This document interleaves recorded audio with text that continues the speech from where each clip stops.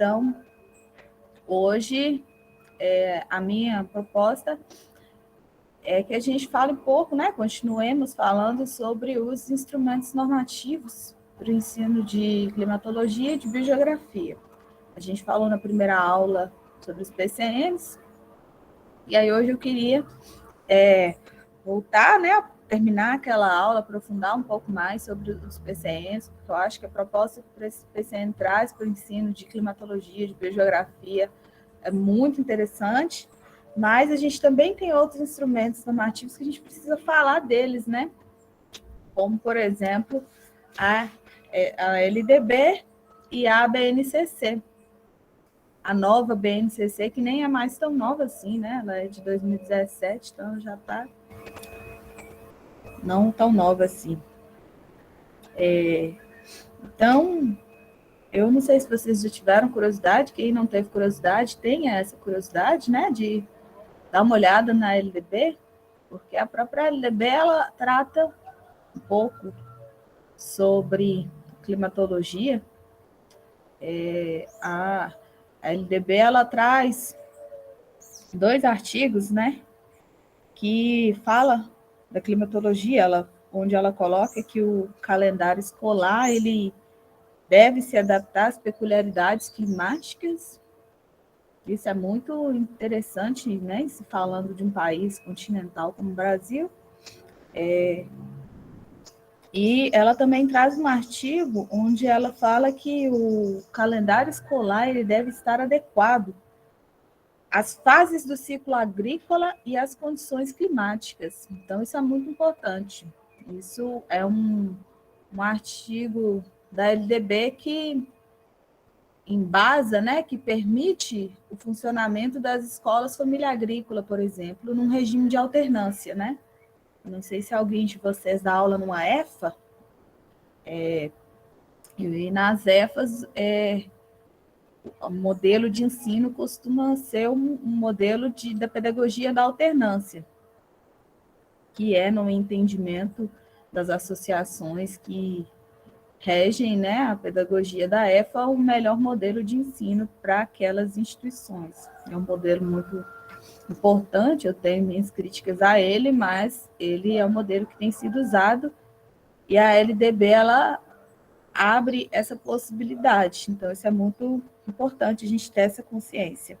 E aí, às vezes, ao longo da disciplina, né, dos comentários de vocês, dos fóruns, da apresentação no chat sobre as principais dificuldades, até da aula, primeira aula, a gente sempre traz a dificuldade do aluno, né, de compreender para que ele precisa saber, né, por que a gente precisa ensinar a climatologia. Os artigos também que eu propus para vocês lerem, eles são muito interessantes. Quem tiver interesse em ler mais de um, eu acho muito importante. Eu tenho aprendido muito com eles e eles trazem essa questão, né, de por que a gente tem que ensinar esses conteúdos. E a própria Lei de Diretrizes e Bases da Educação, ela já deixa abertas essas possibilidades justamente porque existem demandas com relação a isso, né? Se vocês forem lá no Google e digitar chuva afeta o funcionamento da escola, vocês vão ver que são dezenas de reportagens em diversas regiões do Brasil, onde as aulas precisaram ser suspensas porque choveu demais. A minha filha atualmente está sem, a escola dela está sem aula presencial, porque lá em Diamantina houve um evento pluviométrico muito intenso e caiu o telhado da escola, e aí teve que voltar tudo para o ensino online. Minha filha já estava online, mas outras crianças não. E aí, se você for procurar não só a chuva, né? A seca, ela também afeta o funcionamento das escolas. Lá no Nordeste, eu consegui encontrar algumas reportagens em alguns municípios onde não encontraram, né, os eventos de seca prolongada, eles influenciaram na agricultura de forma que não teve como haver o abastecimento da merenda escolar. A gente teve escolas fechando por causa da falta de água, né? O período de estiagem, ele baixa os reservatórios e falta água. Quem aqui já não teve que liberar aluno mais cedo porque não tinha aula na escola, ou já não foi liberado mais cedo porque não tinha aula na escola, né? Isso não acontece de hoje. Lá no sul do Brasil, frequentemente eles precisam suspender as aulas quando as temperaturas baixam demais. Então, é incrível como mesmo... Deixa eu ver o que vocês escreveram no chat aqui. Teve que... A água da chuva entrou em 2 salas. A chuva tem chegado nas regiões com uma intensidade muito forte, né? Alguns atribuem isso aos efeitos das mudanças climáticas, outros atribuem a uma dinâmica natural das variações pluviométricas, cíclicas, enfim. Mas o fato é que é curioso como os eventos climáticos eles afetam tão diretamente a vida dos estudantes, e os estudantes às vezes têm dificuldade de entender onde é que aquilo entra na realidade deles. É muito interessante a gente pensar sobre isso, né? E aí, na aula passada, eu conversei muito com vocês sobre os PCNs. E eu não tinha feito um aprofundamento ainda na BNCC, porque não tem como falar só dos PCNs sem falar da nova base comum curricular. E eu andei dando uma aprofundada somente com relação aos temas de climatologia e de biogeografia. Eu vi que lá no chat de apresentação, acho que vocês gostam muito de hidrografia. Eu acho que hidrografia é a disciplina preferida da maioria, porque todo mundo quer ser água, né? Todo mundo gosta muito da água. Provavelmente vocês têm mais facilidade de trabalhar a hidrografia, assim eu espero, assim eu suponho. E eu percebi uma grande... Não é que destoa, mas é que há uma distância em termos teóricos e metodológicos. Há uma distância significativa entre o que é proposto pelos PCNs, que eles vêm de uma política educacional anterior, né, de 2007, 2008, 2010, é uma outra construção, e o que é proposto na base comum curricular vigente atualmente, né? Que ela é lá de 2017, então provavelmente ela começou a ser elaborada ali em 2015, 2016, e obviamente nós geógrafos, mais do que ninguém, sabemos que as coisas não são desconectadas, né? O PCN ele foi elaborado num contexto político de Brasil 2007, 2008, 2010, que era uma outra situação de estabilidade política, de projeto político educacional e tal. E a BNCC ela foi elaborada ali em 2016, 2017, no momento que o Brasil estava vivendo, né, um conflito político de grandes instabilidades, muitas mudanças, e isso tudo afetou, assim, é perceptível, é significativa a forma com que essas... Só um momento.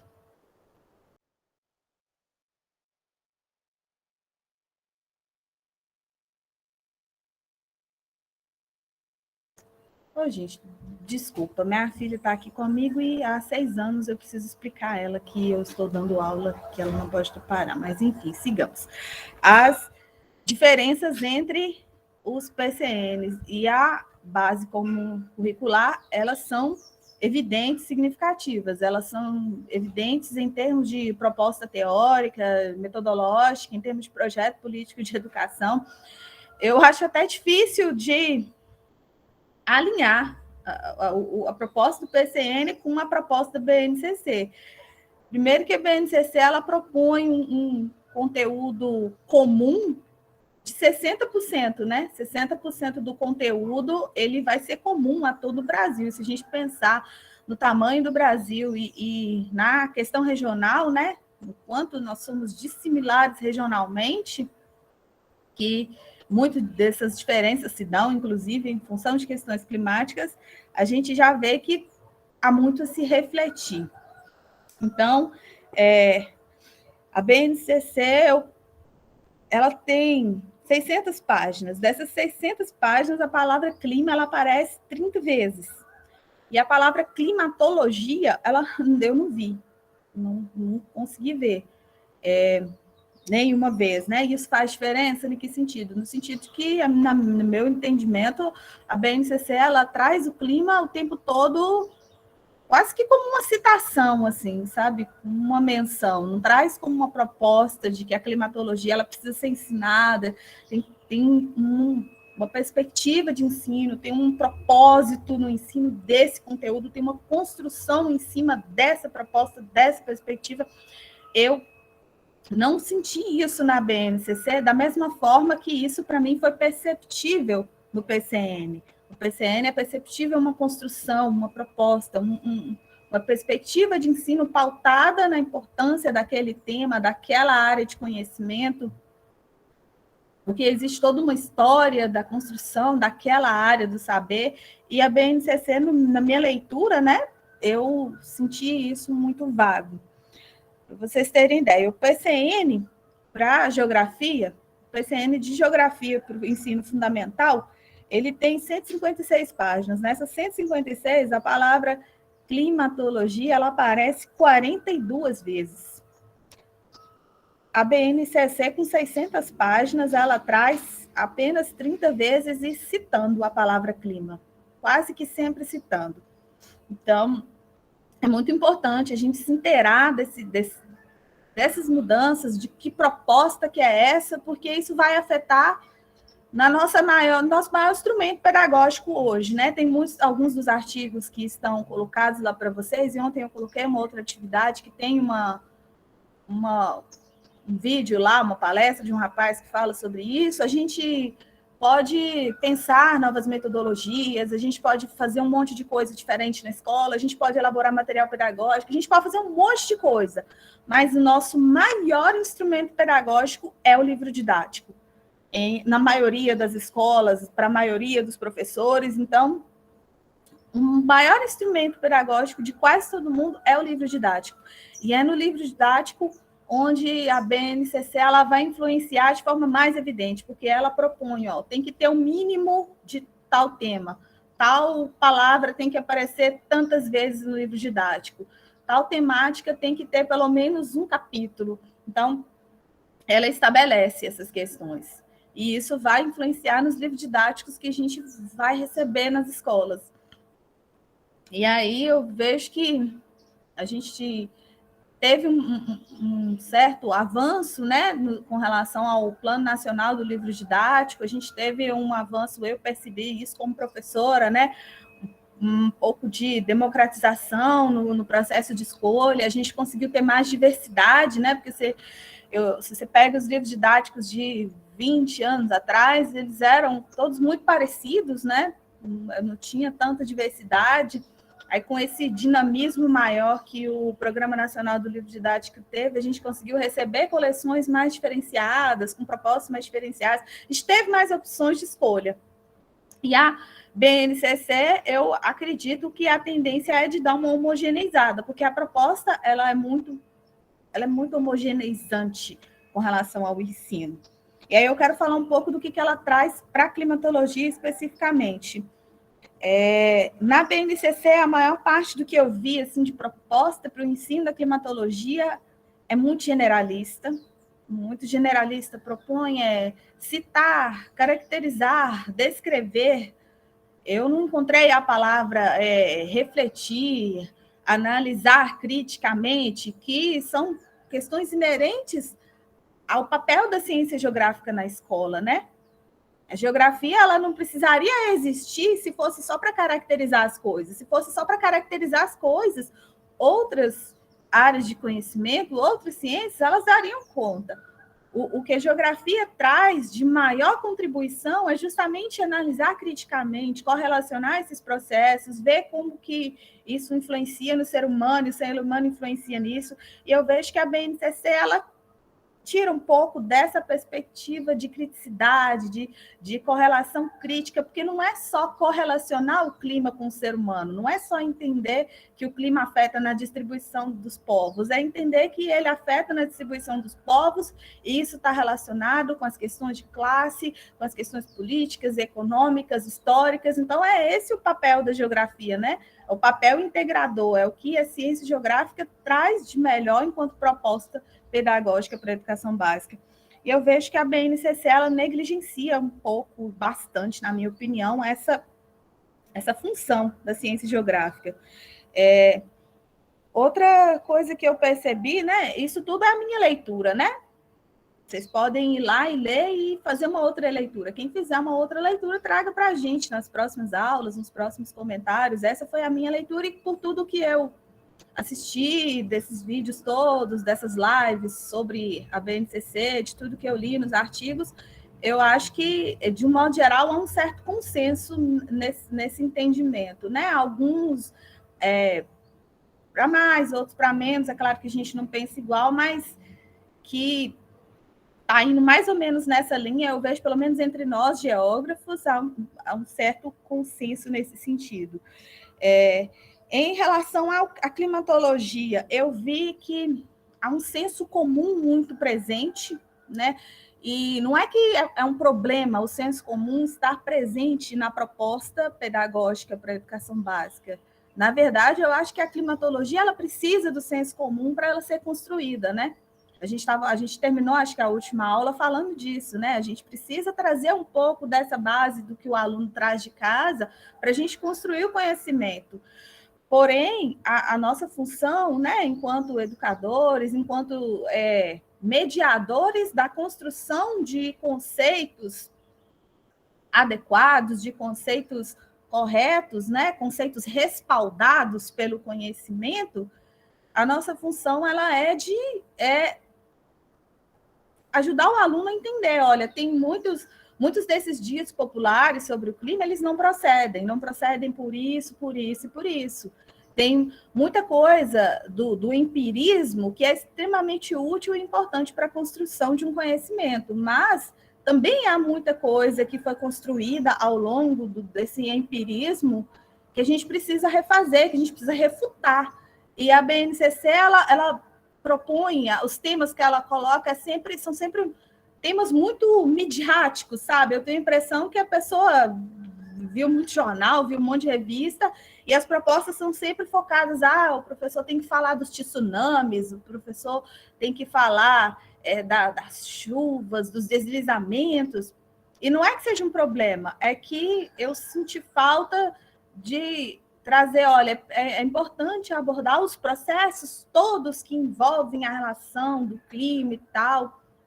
Então, eu senti uma empiria muito presente e a questão do método, né? O método científico, o rigor, a necessidade de ter respaldo, ela é muito pouco abordada. Eu não vi nenhuma parte assim que traz, olha, o professor ele precisa intermediar, né? O professor precisa explicar para o aluno que não pode medir de qualquer jeito o clima, que você não faz previsão do tempo só com base na sua sensação térmica, você precisa de ter um instrumento meteorológico e tal. Essa questão, assim, metodológica, eu senti muita falta dela na BNCC. E eu senti muito zero, não tem proposta de reflexão, conforme eu já falei com vocês, né? E eu não vi a abordagem no contexto de processos, porque quando você está só descrevendo, caracterizando, definindo, você não vai, essa proposta metodológica, ela não abre espaço para uma avaliação crítica daquele processo. Se eu vou descrever como é que é o clima, isso não vai me dar espaço para eu compreender por que o clima é daquele jeito, para eu questionar por que ele sempre foi assim, ele mudou, aquela floresta ela sempre teve ali, a vegetação sempre foi daquele jeito. Então, a partir do momento que a gente vai numa perspectiva de ensino descritiva, meramente conceitual, o que é um clima tal, o que é o clima temperado, o que é o clima tropical, aí você lança mão dessa necessidade, né? Mas em que implica o clima ser temperado, né? Implica em uma biodiversidade muito maior, implica em uma escala de interações biogeográficas muito mais intensas e mais frequentes. A partir do momento que eu só caracterizo e defino o que é, a criticidade ela perde espaço. E a construção do conhecimento, ela precisa, né? A gente precisa instigar no aluno essa coisa de querer investigar, de querer compreender. Se a gente for pegar a ciência do século passado, do século retrasado, ela foi quase que basicamente uma ciência investigativa, né? O Darwin, ele elaborou quase toda a teoria da evolução das espécies, catando trem, juntando bichos, catando pedra, passarinho morto, colecionando coisas.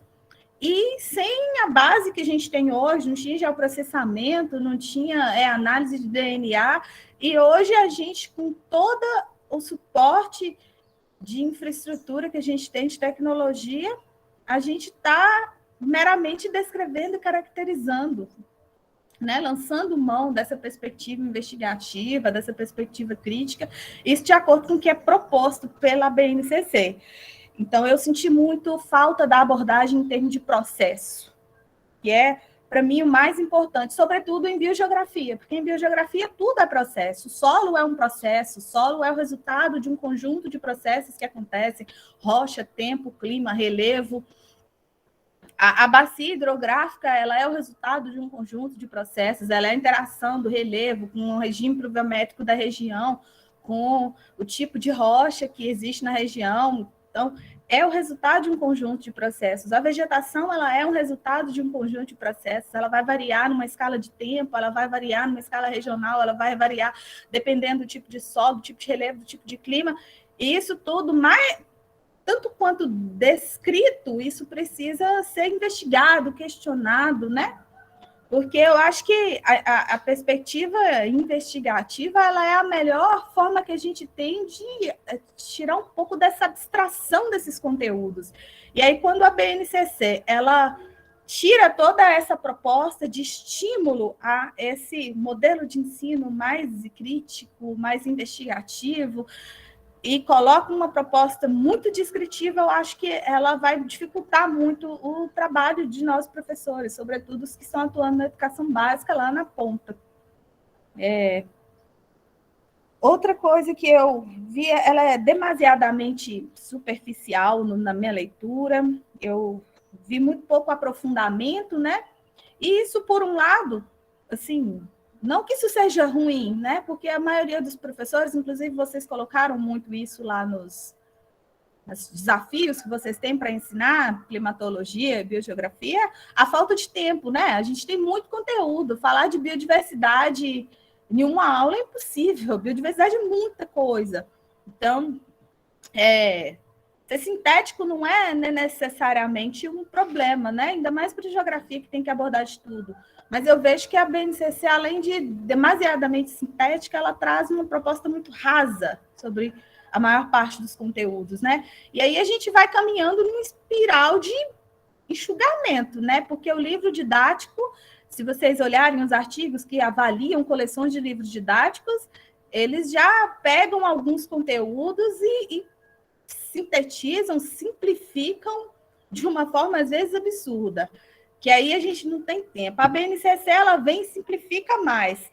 Então, a gente vai chegar um momento que a gente vai só passar o tema para o menino, dar o conceito, caracterizar e segue o barco. E aí a gente vai acabar abordando toda a geografia, sim, sobretudo a geografia física, que é quem mais perdeu com a base comum curricular que foi proposta recentemente.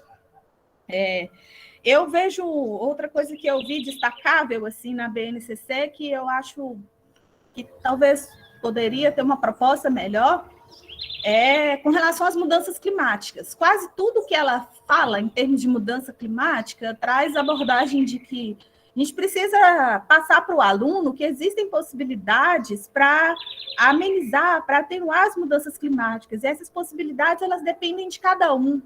Então, várias vezes, repetidas vezes, tem essa abordagem de que a gente deve trabalhar na sala de aula sobre as mudanças climáticas, ok, dentro de uma perspectiva individualista. E a gente sabe, né, sobretudo em termos de análise geográfica, que nada feito de forma individual vai mudar uma situação tão complexa quanto as mudanças climáticas na escala humana. Então, os exemplos que a nova BNCC ela traz para abordagem do conteúdo de mudanças climáticas é sempre muito voltado a ações individualistas. Diminui o tempo na torneira, diminui o tempo no banheiro, põe o seu lixo na sua casa, faz a sua separação e tal. Ok, mas e o processo, né? E o entendimento de que a maior parte da água que é consumida, ela vai para irrigação. O maior gasto, a maior demanda de água que a gente tem no Brasil não é para gente, não é para beber, é para irrigar. A maior parte da água vai para o agronegócio, vai para o latifúndio, não vai para a casa das pessoas. Então, a gente precisa repensar o nosso modelo de vida, o nosso hábito, o nosso comportamento. Ok, mas a gente precisa repensar, refletir as nossas estruturas, até para conectar, né? Eu lembro quando eu estava fazendo mestrado, eu acompanhei uma aula de biogeografia, e uma determinada aluna perguntou para a professora, é isso que a gente vai aprender aqui na disciplina de biogeografia, tem alguma coisa a ver com o que a gente vai aprender lá em geografia rural? E aí a professora respondeu, não tem. E aí eu pensei comigo na hora, mas tem que ter, claro que tem. Claro que tem, porque a nossa disponibilidade de água, nosso problema com a seca, com o excesso de chuva, com toda essa questão climática, está relacionado ao modelo de uso do espaço, à forma de colonização do nosso país, ao nosso histórico, às nossas questões regionais. Claro que tem, e a gente precisa entender que tem. Então, eu vejo que quando a própria BNCC ela propõe que o professor aborde sempre as iniciativas, sempre as mudanças climáticas dessa perspectiva muito individualista, ela vai impedir que o próprio professor reflita mais, né? Porque nem todos de nós fazemos esse exercício e nem todos temos condições de fazer esse exercício. Porque eu não quero ficar aqui criticando quem pendura e segue o livro didático. Porque tem muita gente que faz isso, porque é o que dá para fazer. Tem gente que tem 80 turmas, eu vou lá questionar o cara que dá aula em 5 escolas, quem sou eu? E o que ele pode fazer é isso. Então, quando o próprio livro didático propõe, a tendência é que o professor não reflita sobre isso. Eu preciso estimular, eu preciso desenvolver atividades de educação ambiental que propunham, né, uma mudança de comportamento, etc. e tal, mas a gente também precisa discutir esses processos em macro escala. E eu vejo que a BNCC ela tem uma proposta bem neoliberalista para a abordagem das mudanças climáticas. E a abordagem, eu vejo que ela é feita quase sempre em termos de diferenças entre áreas. Isso para mim, assassinou a geografia física, porque na maior parte das vezes a proposta é preciso que o aluno saiba diferenciar o clima entre as áreas. Que área? Aí depois eu deixei passar, falei, não, ok. E aí mais à frente, o aluno precisa entender diferenciar a vegetação entre as áreas. Fala muito de área, sabe? Mas e o regionalismo, e o território, e o lugar, e a abordagem na escala de espaço? Como que a gente vai trabalhar essas categorias geográficas se a própria BNCC, ela tira elas? A gente precisa abordar o clima em diferenças de áreas. O que são áreas? Áreas são regiões, são territórios, são lugares, tem sentimento de pertencimento naqueles lugares, tem territorialidade, tem territorialização, desterritorialização, reterritorialização. Como que a gente discute essas coisas em termos de processo? Se a própria BNCC, ela traz a proposta de abordar em termos de área. Aí o aluno, que ele já tem um mundo muitas vezes tão pequeno, o mundo dele às vezes é o bairro dele. Aí se eu falar com ele que ele tem que entender que o clima varia em termos de área, às vezes ele vai achar que é da casa dele para do vizinho dele. Como que a gente vai construir uma visão de mundo nessa perspectiva? Ficou lindo, meu amor. Mas a mamãe está ocupada agora, tá? Daqui a pouco a mamãe vê. Então, e outra coisa que eu vejo que a BNCC fez, de um modo geral, com a geografia física, foi pegar, se vocês observarem, se vocês pegarem a BNCC, o conteúdo relacionado, aí eu falo especificamente de biogeografia, todo o conteúdo relacionado a biologia, meio ambiente, biodiversidade, aumentou consideravelmente a quantidade de conteúdo que é proposto para essas temáticas. Só que tirou tudo da geografia e jogou tudo para biologia e para ciências. Então, eu vi isso, muitos de vocês relatando até, né, nas dificuldades, né, de trabalhar a biogeografia. A maior parte dos conteúdos relacionados aos processos biogeográficos, os ciclos biogeográficos, a parte de biodiversidade quase toda, até mesmo as questões biotecnológicas, de inovação, de ciência, de tecnologia, quase todos os temas desse conteúdo, desse tipo de saber, foi jogado para as disciplinas de biologia e de ciências. E nós sabemos que muitos desses processos eles precisam ser entendidos em escalas geográficas, porque as escalas que determinam muitos desses processos, elas são geográficas. O problema que a gente tem no Brasil com a biotecnologia não é por falta de instrumento, não. A gente tem...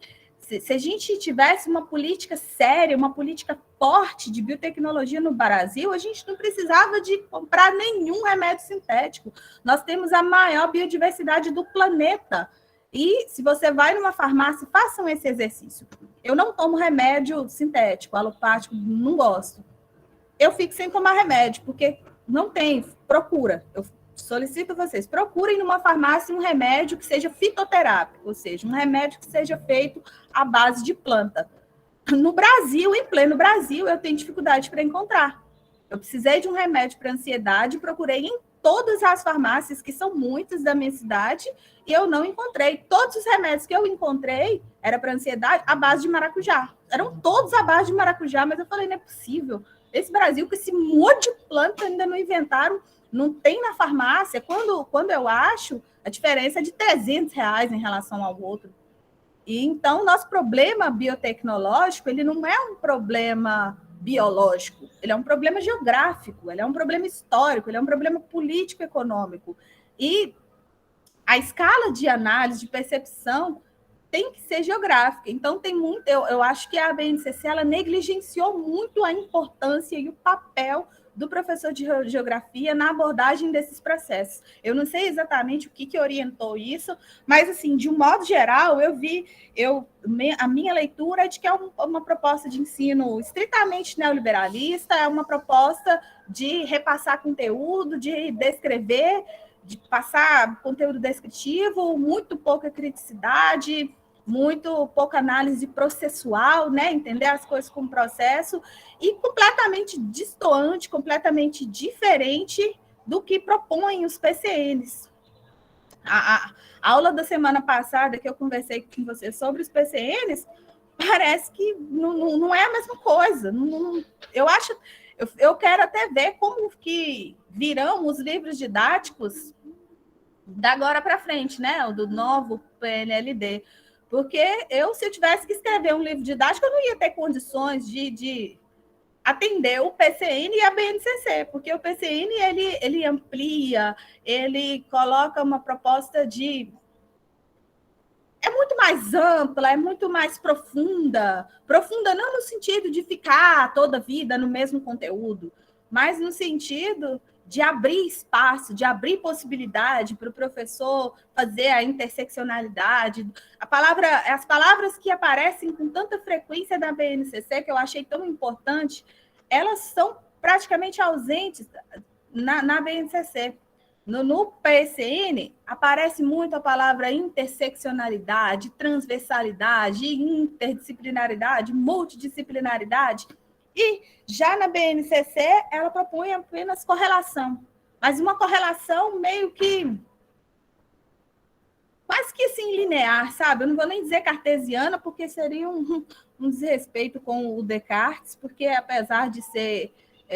muito alinhado para essas questões da razão, ele propunha uma reflexão filosófica em termos das questões da razão e tal.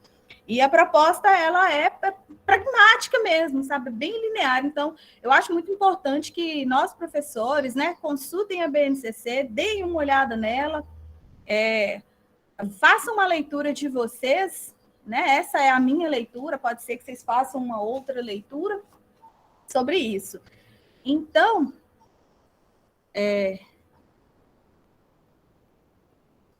Aqui, ó, o Paulo César está comentando que no TCC dele na graduação foi sobre a BNCC. O processo de elaboração foi muito tumultuado, pouco democrático e todas as observações feitas por especialistas da área de geografia foram totalmente desconsideradas na versão final. A última versão se deu no processo de impeachment da Dilma. Então, tiveram várias trocas no corpo técnico nesse período. Sim, eu não sabia de todo esse histórico. É interessante você trazer isso, porque eu fiquei pensando assim, alguma coisa aconteceu, porque não tem condição. E é evidente o quanto isso influenciou na proposta metodológica que ela traz. Então, provavelmente, aquele conflito, aquela confusão, que Dilma sai, que não sai, porque provavelmente deve ter tido toda uma articulação para tentar ficar, para não sair, que não sei o quê.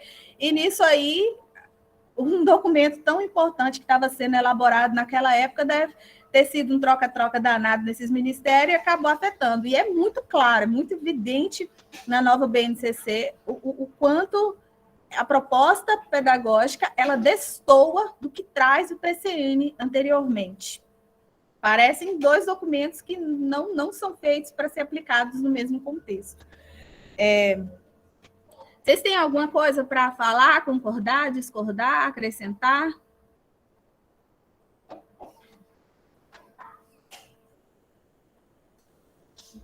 Nada? Então, ok. Então, eu achei importante, eu queria trazer para vocês, né, porque isso tem sido muito discutido ultimamente, sobre qual que é a abordagem da BNCC, porque na última aula que eu trouxe, eu falei só existem consultorias neoliberais que instruem os governos nesse sentido, professora.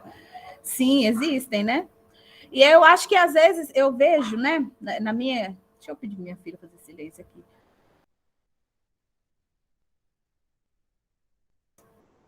Isso, prometi um couro para ela. Eu vejo que, às vezes, até mesmo para a nossa classe, enquanto professores, é difícil de entender que essas questões políticas, elas afetam o livro didático, elas afetam a proposta curricular, elas afetam. E eu não sei vocês, mas eu já senti, dando aula, quando eu comecei a dar aulas, formei 22 anos, pulei na escola, peguei aquele monte de aula e toda empolgada, querendo revolucionar o mundo, e achei que ia fazer e acontecer. Quando eu estava na sala de aula, os meninos eram aquela bagunça, aquela loucura, aquela confusão. Eu só, obviamente, né, recém-formada, só peguei turma complicada e tal, mas nada daquilo ali me desmotivava. Na minha cabeça eu ia resolver aqueles meninos, e eu ia conseguir, eu ia fazer isso e fazer aquilo, e na minha cabeça com os meninos eu me resolvia. Quando eu entrava dentro da sala de aula, no intervalo, é que eu levava um balde de água fria, porque os meus colegas não acreditavam na educação, não acreditavam em nada, não acreditavam na proposta da educação, não acreditavam na carreira, não acreditavam naquilo ali que estavam fazendo, estavam desmotivados, estavam cansados. Eu parei de frequentar. E aí, quando eu falava, mas isso é resultado das nossas escolhas políticas, esses são os governos que, inclusive nós, professores, ajudamos a escolher. A gente precisa discutir essas questões, não é um negócio aleatório. Você falava, mas o livro didático é muito ruim. Se o livro didático ele não está nos atendendo, a gente precisa pautar outras propostas. E eu ouvia frequentemente, não, isso não tem nada a ver, não. Não, esse negócio de política não tem nada a ver com educação. Esse negócio de política é coisa deles para lá, não tem nada a ver com a gente aqui, não sei o quê. Eu falava, ficava, meu Deus, não é possível. Então, eu vejo que, às vezes, até para a nossa classe, é muito difícil, né? Tudo isso que a gente está falando, às vezes parece tão óbvio. É óbvio que um governo neoliberal vai ter uma proposta de ensino neoliberal, mas, às vezes, é difícil.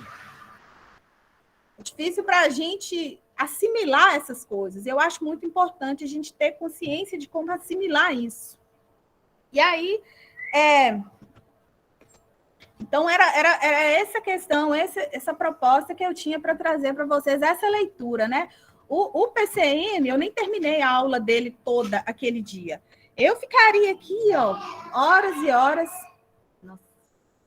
horas, falando sobre as propostas do PCN, porque, para mim, pedagogicamente, é uma proposta muito legal.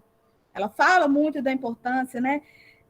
desses conteúdos abstratos, e essas abstrações elas são ditas por quase todos os professores, ela propõe que a gente explore a ancestralidade dos processos sobre o tempo e o clima, né? E explorar a ancestralidade, você pode trazer o resgate, o que o seu avô fala sobre o tempo, o que seu bisavô fala sobre o tempo, e não quer dizer necessariamente você deixar a empiria predominar no entendimento do conteúdo, né? Então, tem como você resgatar o saber empírico sem dispensar sem dispensar a metodologia do conhecimento científico. Ela propõe, a BNCC, ela traz, o PCN, ele traz assim, propostas muito interessantes de abordar, como que as sementes crioulas, elas respondem às variações climáticas, e como que as percepções empíricas sobre o clima, elas às vezes estão relacionadas, né, às questões ancestrais. O pessoal que tem as sementes crioulas, eles têm uma compreensão muito clara da diferença de uma semente transgênica, como que uma semente transgênica responde à chuva, ao clima, ao ataque de praga, como que uma semente crioula responde, e eles têm noção, eles falam, olha, esse milho aqui, ele é crioulo, então ele tem muito mais palha, ele não é um milho que vai dar aquele tanto de espiga, igual é aquele outro milho que o povo vende, que tem os venenos e tal, mas esse aqui, ele não tem tanto atraque de praga, e aí eles, do jeito deles, eles fazem lá as explicações, porque o bicho tal, é na época tal, e esses resgates, eles são importantes, mas eles têm base, e aí a gente tem como trabalhar, né? Deixa aberto, o professor precisa ter aberto. Eu vejo que a BNCC, ela fechou todas as possibilidades que a gente tinha aberto para poder trabalhar a transversalidade, para corrigir erros históricos, problemas até nossos mesmo, né? Por exemplo, eu acho que nós, professores de geografia, em relação à cartografia, a gente tem um erro histórico para corrigir, porque é uma dificuldade histórica que nós temos. E eu, particularmente, se eu for repensar, assim, todas as vezes que eu trabalhei cartografia, eu trabalhei de forma muito enfadonha, assim, correndo livro didático mesmo, dando o conceito que estava ali, saindo muito pouco, porque eu não dava conta, se saísse eu não ia conseguir. Então, eu sinto que eu tenho um erro histórico para corrigir em termos de cartografia com todos os alunos que eu tive.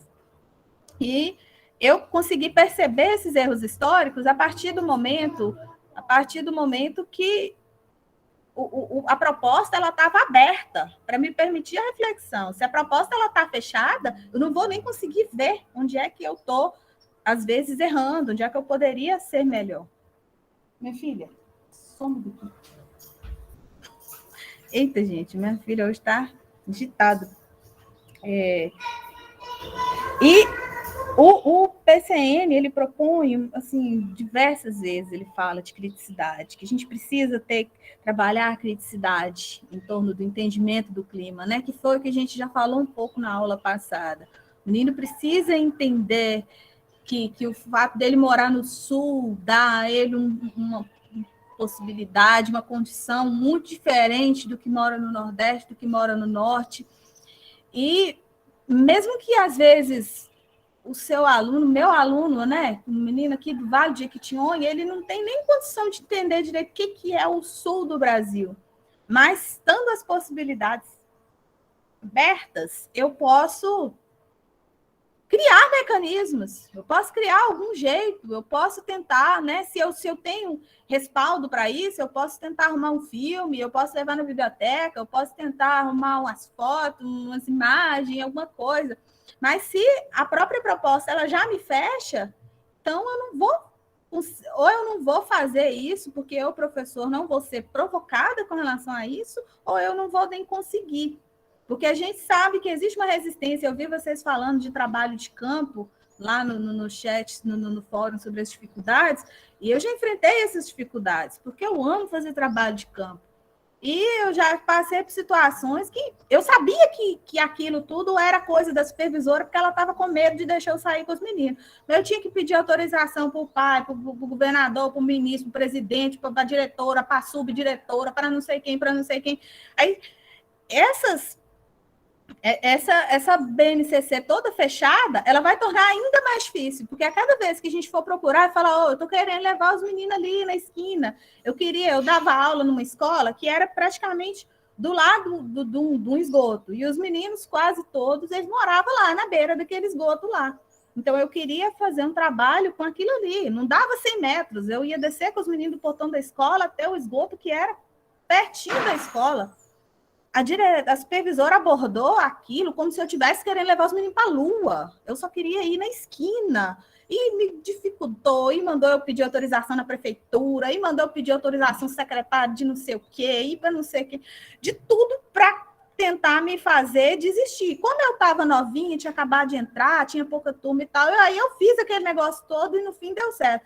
Mas um professor que no cotidiano, do cansaço, daquele monte de aula, daquele monte de coisa, você tem sua vida para você resolver, você não pode gastar toda a energia de sua existência com a escola, né? Porque, ainda mais agora, em tempo de pandemia, eu vejo muitos dos meus colegas que estão dando aula remoto na educação básica falando, sabe, não tem vida mais. Isso aqui da minha filha, isso aqui para mim é uma vez ou outra. Isso todo dia, isso desgasta de um tanto que o professor realmente desiste. E aí você volta para a academia, tá o povo tudo escrevendo, mas os professores não inovam, os professores não fazem trabalho de campo, os professores não procuram, que não sei o que. Claro, não dá para gastar toda a sua energia vital tentando mudar o sistema. Então, é muito importante que a proposta pedagógica para a educação básica ela esteja aberta a essas possibilidades. Então, a gente está quase terminando nossa aula. Era um pouco disso que eu tinha para trazer para vocês. Essa é uma reflexão necessária, isso é muito importante. É importante a gente ter consciência, conhecimento, ciência disso, porque é importante também a gente passar isso para os nossos colegas, até de outras disciplinas. A gente precisa refletir sobre tudo isso, galera. Era o que eu tinha para passar para vocês na aula de hoje. E o que vocês têm para me falar sobre tudo isso?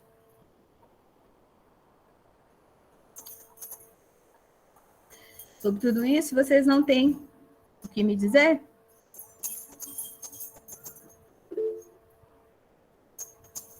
Paulo César, pode falar. Professora, bom dia, demais colegas. Gostaria de agradecer as palavras da senhora, porque a senhora falou muitas coisas assim que fazem parte do meu dia a dia na sala de aula, e é muito bom, particularmente para mim, ouvir de um professor, de uma professora como você, que tem uma vivência em sala de aula, porque uma das coisas que mais tem me agradado nessa pós-graduação é que os professores têm essa vivência de sala de aula, coisas que eu não vi durante a graduação, que às vezes algumas propostas dos professores durante a graduação são propostas de pessoas que, infelizmente, nunca passaram por uma rede pública estadual, municipal, no ensino fundamental ou no ensino médio, então ficavam propostas assim meio deslocadas da realidade. E a gente ter essa oportunidade de conversar e ouvir você assim, com base na vivência que você teve, é muito importante para nós e nos mostra que há caminhos assim para fazermos a diferença. Então, eu gostaria de agradecer pela aula e pelas palavras ditas. Ô, gente, eu que agradeço. Vocês estão me obrigando a estudar tanto e a rever tanta coisa? Não que eu tenha estudado horrores, mas assim, eu saí da graduação por causa dessas coisas que você está falando. Eu vim de uma origem muito pobre, muito pobre. Aí eu entrei na universidade por cotas e tive bolsa de tudo quanto há. E quando eu cheguei lá, eu cheguei com uma expectativa tão grande. Eu achei que eu ia trombar com Aristóteles, assim, aí eu ia dar mais 2 passos, estava Pitágoras e tal. Eu achei que eu ia arrasar. Aí quando eu cheguei lá, eu fui recebida logo com uma calorada de sertanejo universitário. Eu falei, sacanagem, que eu morri de estudar para esse negócio aqui. E aí eu vi que a universidade, para mim, na minha percepção, era elitizada demais. Os trabalhos de campo, o povo ia para uns lugares mais legais, eu não tinha grana para ir, aí eu tinha que ficar fazendo trabalho alternativo e tal. Então, eu terminei a geografia meio saturada um pouco. Um pouco de eu ter ido fazer mestrado e doutorado em engenharia foi por conta disso. Só que eu fiquei, 2 mestrados e 1 doutorado, fiquei esse tempão todo estudando engenharia, e eu sentia falta dessa leitura crítica que o geógrafo tem, dessa leitura integrada, desse entendimento de processo. que a engenharia ela é muito importante, assim, tem muitas lacunas, muita coisa de biogeografia, de ecologia, de evolução, de solo, de vegetação, que eu aprendi na engenharia florestal, na biologia, a parte quantitativa e tal, mas às vezes falta essa leitura crítica, esse entendimento do processo, essa perspectiva filosófica sobre as coisas, e eu estava com tanta saudade dessas leituras, e vocês meio que me obrigaram. Eu sou muito grata por vocês, por essa disciplina. Eu estou sendo obrigada a ler muita coisa legal, a ouvir muita coisa gostosa de ouvir, eu estava precisando. Eu que agradeço demais. Sueli, pode falar. Bom dia, professora. Bom dia, colegas. Bom dia. Só um momento. Bom dia. Colocar a câmera, né? Então, pessoal, eu estive um pouco ausente, né? Eu que falo aí que eu gosto tanto de estudar. Eu queria me apresentar, professora. É a primeira aula da senhora, né, que eu assisto. Eu estive acompanhando minha filha, que ela teve internada esses dias, né? Passamos quase um mês no hospital. Inclusive por causa desse acúmulo de serviços, aulas remotas, trabalhos, né? Estudo. Eu faço mais outra faculdade. Agora mesmo agora de manhã estava fazendo umas avaliações e não estou satisfeita. Eu acho que eu vou deixar outro curso, porque assim, é muito acúmulo. Como a senhora falou aí, a gente, nesse processo de aula remota, a gente está acumulando muita coisa, muito serviço, e acaba estressando a família da gente também, né? Então, minha filha é muito estudiosa, faz curso de inglês, faz curso de iniciação científica, busca um tanto de coisa para pesquisar, acabou tendo um estresse, e fiquei com ela quase um mês fazendo tratamento por causa de um surto psicótico. Então, assim, eu estou falando porque eu gostaria de compartilhar isso com os colegas, porque é uma experiência muito difícil, viu? Muito difícil. Eu nunca esperava passar por isso, né? Na minha família, nós nunca vivenciamos isso. E, a princípio, a gente ficou muito preocupado, mas como ela passou por vários médicos, né? Uma equipe em Montes Claros que está cuidando dela, então são 5 médicos especialistas, né? 4 psiquiatras, um neuro e mais outros, né? Que acompanham. Então, assim, a princípio, o diagnóstico dela foi isso, surto psicótico por causa de estresse e ansiedade.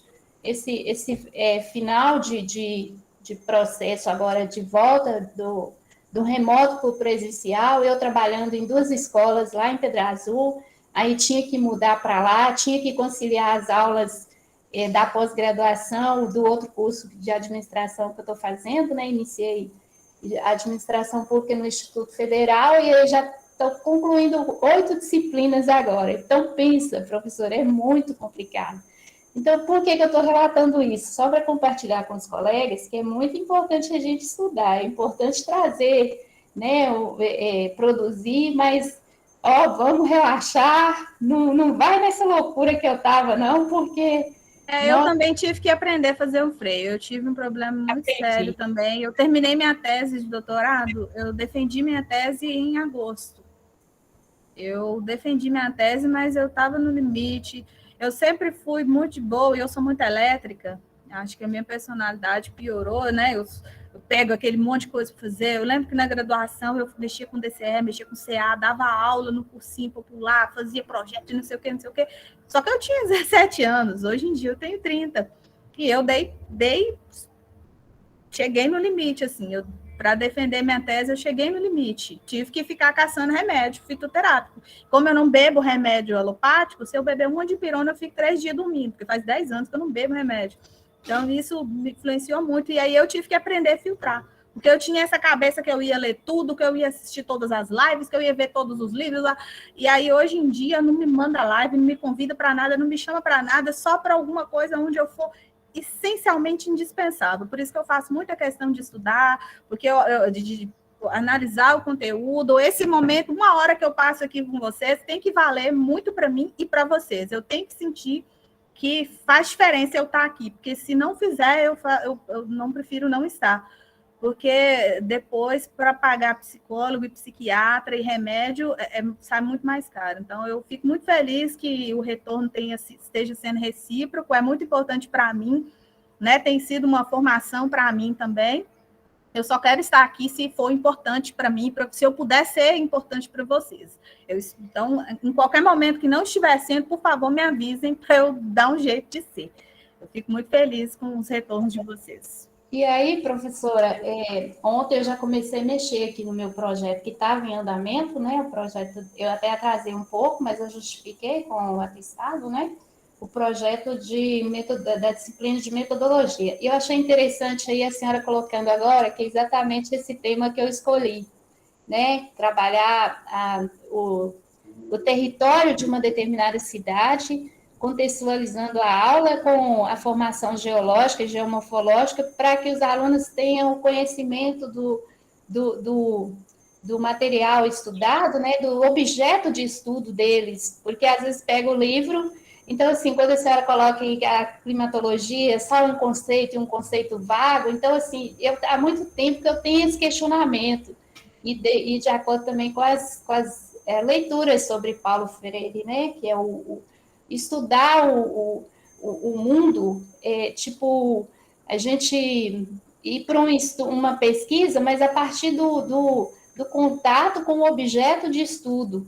Então, eu achei muito interessante que a senhora colocou e eu fiquei pensando, gente, eu acho que eu estou indo pelo caminho certo, né? Preciso de mais orientações. Gente, eu vou acabar entrando na aula do Herbert, eu preciso encerrar minha aula para ele começar a dele. Vocês, pelo que eu tenho percebido, vocês estão conseguindo entender tudo que eu estou propondo de atividade, vocês não estão dando conta de fazer, eu estou tentando sempre pensar algo que não sobrecarregue muito vocês, mas precisar de qualquer coisa, assim, precisar de meu apoio e tal, me procurem, tá? Aline, pode falar. Aline... Pode falar, Aline. Aline Lopes levantou a mão. Deve ter levantado sem querer. Opa, foi sem querer, mas eu aproveitar esse sem querer para agradecer a senhora também, professora. Está sendo muito bom e principalmente saber da sua origem, que é a minha também, de menina pobre do interior, que foi procurar uma universidade e ali abre a cabeça. Obrigada. Nada. Então, gente, eu vou terminar a nossa aula, porque senão eu atrapalho a do Herbert. A senhora trouxe uma questão importante no início. No início da pandemia, falava-se muito em novo normal. Oi, bom dia, Herbert. Oi. Eu já estou Bom concluindo. dia, tudo bem, querida? Eu estou tentando ligar meu microfone, que vocês estão me ouvindo? Então, eu estou. Então, a gente já pode terminar a nossa aula ligando com a aula do Herbert. Ó. A gente está...